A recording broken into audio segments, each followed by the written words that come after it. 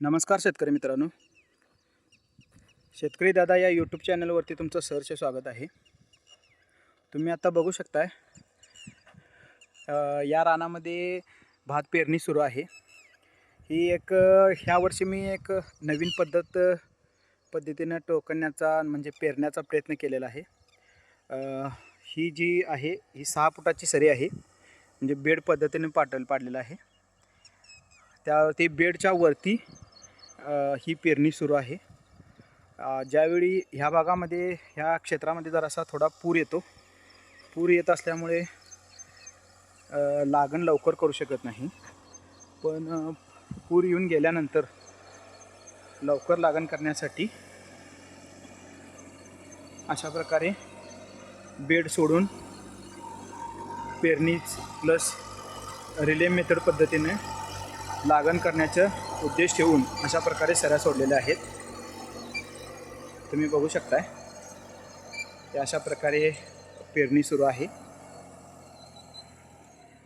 यामध्ये काय होतं की हा जो मधला भाग आहे हा मधला भाग तसाच रिकामा राहतो आणि वरच्या टप्प्यामध्ये भात पेरणी होते.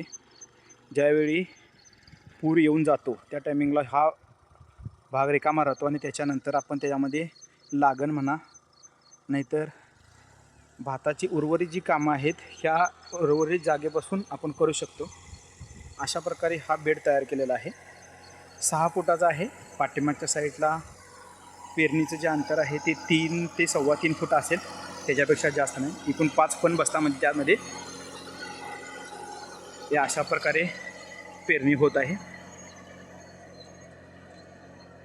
ज्यावेळी आता पाणी ज्यावेळी सोडायचं असतं त्या टायमिंगला आपण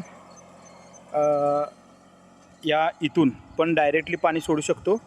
आणि जर आपल्याला पाणी पुजत नसेल तर ही जी लाईन आपली आहे त्या लाईनमधून सुद्धा आपल्याला म्हणजे जी सरी आहे त्या सरीतून आपल्याला पाणी त्यामध्ये जाऊ शकतं. काळवाट रान आहे त्यामुळे आणि त्याच्यामध्ये सरीही उथळ आहे त्यामुळं पाणी हे पसरटपणे जाऊ शकतं आणि रान पूर्णपणे भिजू शकतं. सगळ्यात जास्त भाताला पाणी लागतं त्यामुळे हे होऊ शकेल. यामध्ये अशा प्रकारे पेरणी सुरू आहे.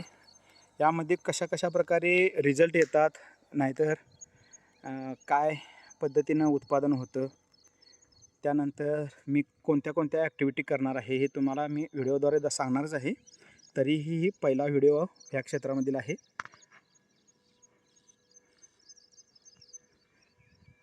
जर कोणत्याही प्रकारची हे कशा प्रकारे पाडले जर शंका जर मनात आली असेल तर तुम्ही कमेंट करा. मी कमेंटला जरूर रिप्लाय देईन. नाहीतर त्याच्यावरती एक इन डिटेल एक व्हिडिओ तयार करून सुद्धा तुम्हाला मी सांगू शकेन. जर माझा तुम्हाला व्हिडिओ आवडल्यास लाईक करा. धन्यवाद.